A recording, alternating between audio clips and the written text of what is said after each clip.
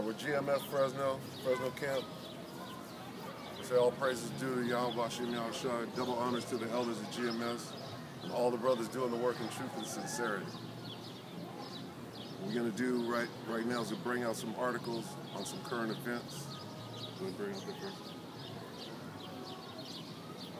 This is Reuters, titled, Iran threatens Israel, new EU sanctions take force.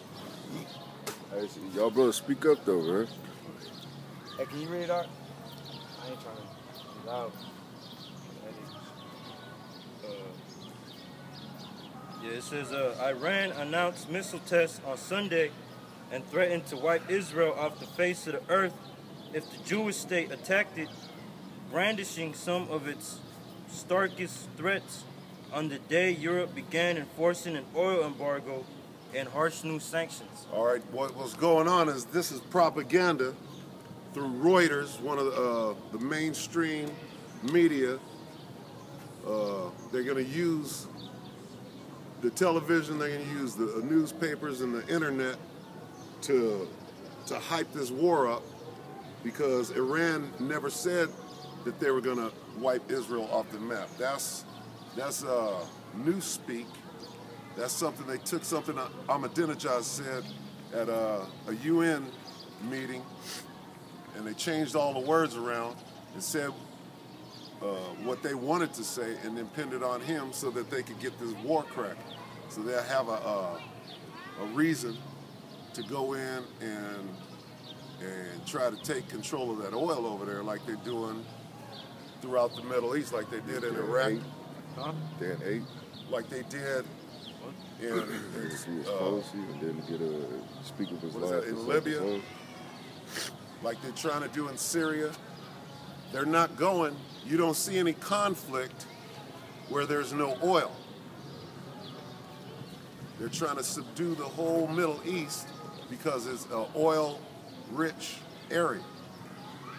You don't see them in Zimbabwe, where all that shit was going down. America is not occupying Zimbabwe because there's no oil there. Hey, can I say this, man? You damn crackers, man. You're always trying to change somebody's damn words, man, to fucking benefit you, man. You know what I'm saying? Because that's what you even did with the word of the Most High, man. You used that to benefit you, to bring us into slavery, man. So there's nothing new that this damn devil's doing, man. Grabbing people's words, changing it to go to war with them, man. It's just the damn devil, man. Fuck. I got a scripture. It's Daniel 8:25. And through his policy also, he calls Salakia. And through his policy also, hey, Salakia, y'all brothers speak up, man, so people can hear you, and the camera can hear you. And through his policy also, he shall cause craft to prosper in his hand, and he shall magnify himself in his heart, and by peace shall destroy many, and he shall stand up against the prince of princes, but he shall be broken without hand. That's right.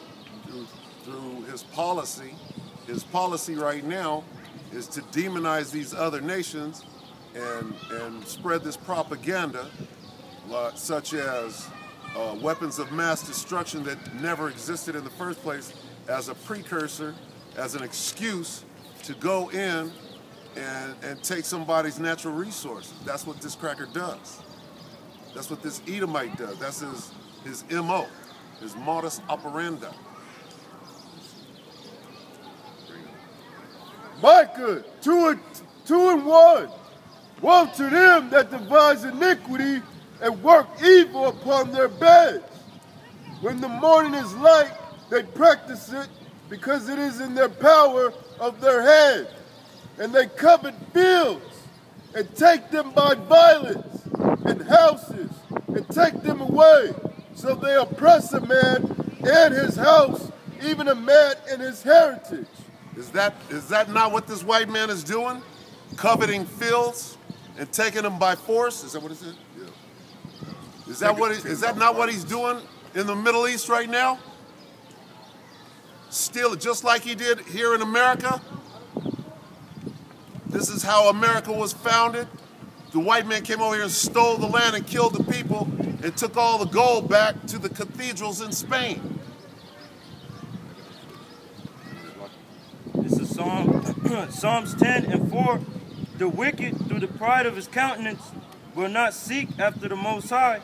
The Most High is not, the Most High is not in all his thoughts. His ways are grievous, are always grievous. Thy judgments are far above out of his sight. As for all his enemies, he puffeth at them.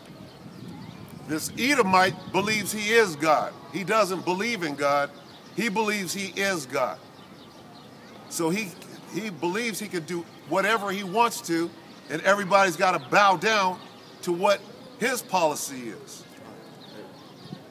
The last part said that,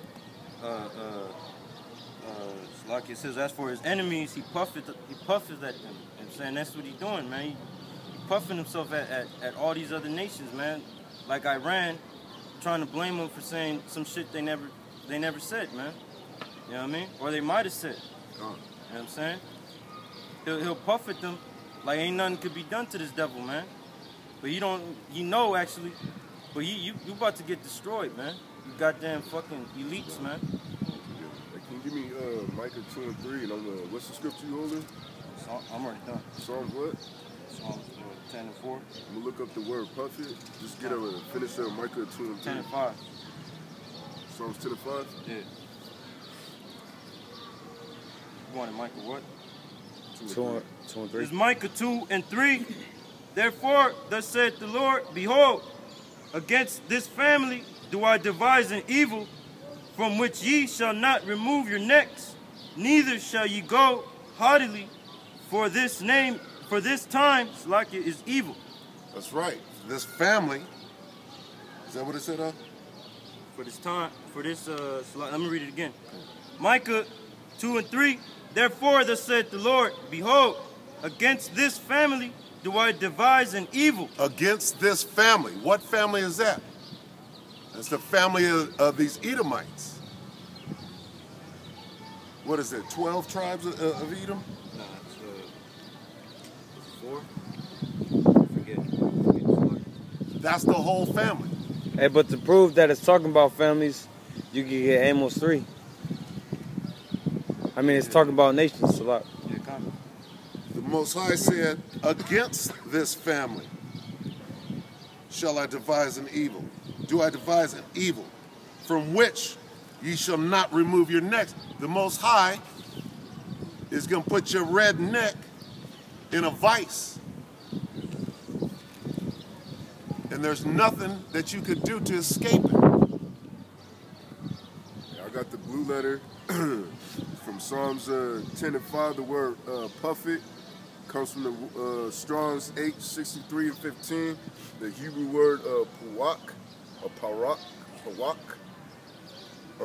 It means to breathe, blow, to cause to excel, breathe, to puff, snort, to excite, inflame, to puff, paint for it, to breathe out, utter, to blow, to blast. You know? You break that down. God, man. One of the words in there was to incite, man.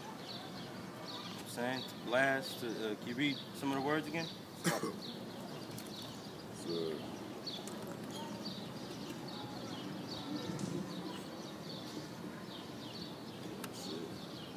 Keep talking. Hey, cause I'm gonna just read it again, man. This is a Psalms 10, and start at 4. The wicked, through the pride of his countenance, will not seek after the Most High. The Most High is not in all his thoughts. His ways are always grievous. Thy judgments are far above out of his sight. As for his enemies, he puffeth at them. That's right. The puff it means to breathe, blow, to cause to excel or breathe, to puff, snort, to excite, inflame, to puff, paint for it, to breathe out, utter, to blow, or blast. That's right. What he's doing, when he's puffing at his enemies, he's defying them. He's standing in defiance, and he's daring them to do anything against what his plans are. Yeah, that's what the word inflame means, man. It means to excite, too excessive or uncontrollable action or feeling, especially to make angry, to make more heated or violent. You know what I'm saying? And that's what the damn devil's doing, man. When he puffs at them, he's making the other nations more violent, man. Joel, leave the 3rd chapter, man. You know what I'm saying? Basically, like it goes to that old saying, he inciting a riot or he instigating. That's pretty much what this damn devil is doing, man. Going all around the world trying to incite violence, man. Just like in Micah 2 and Micah the 2nd chapter, he covers fields and he takes them by violence, man.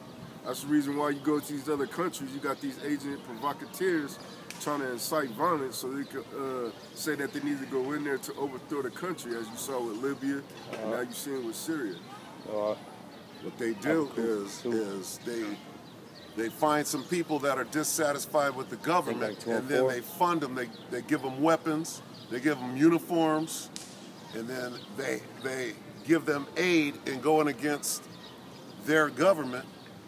And you got two sides. You got the Americans funding who they call the rebels, and then you got the Russians who are funding the government. So basically it's a proxy war, and both America and Russia are trying to get the raw materials, the natural resources, because Russia is one of Iran's biggest oil buyers, right along with China. Is Micah 2:1. Woe to them that devise iniquity and work evil upon their beds. When the morning is light, they practice it because it is in the power of their hand. And they covet fields and take them by violence, and houses and take them away. So they oppress a man and his house, even a man and his heritage. That's the spirit we just read there, and that's exactly what we're talking about. They covet fields and take them by violence. And that's what they're doing throughout the whole Middle East right now. That's how you know who Esau is, too. Come on. Who's doing that throughout the world? I mean, Salak, that's how you know who it's talking about. Who's doing that? That would be the so-called white men is doing that all over the world. You don't see a bunch of Africans going to different countries and invading and taking natural resources. Yes, sir. Ready? So Genesis chapter 25, verse 27. And the boys grew, and Esau was a cunning hunter, a man of the field, and Jacob was a plain man dwelling in tents. A cunning hunter, that's what they're doing over there. They're busting down doors, going into people's houses, shooting and killing the men and raping the women. That's a form of hunting. Esau got something called, what is the most dangerous game? What is it called? Where they'll get an Israelite, they'll get a nigger and tell him to run and give him 5 minutes, and then they'll go and hunt him for sport. This is that man's favorite pastime. He's a man of the field. They have something in the military where they say, well, we're going to the field. Leviticus chapter 20, verse 13. If a man also lie with the mankind as he lied with the woman, both of them have committed an abomination, they shall surely be put to death. That's right. That goes for you women too. You shall surely be put to death. So get ready to die, you homosexuals. And we might have to chop this dude, and don't give a damn what kind of rights you got. You don't have no rights, according to the Most High. Their blood shall be upon them. That's right.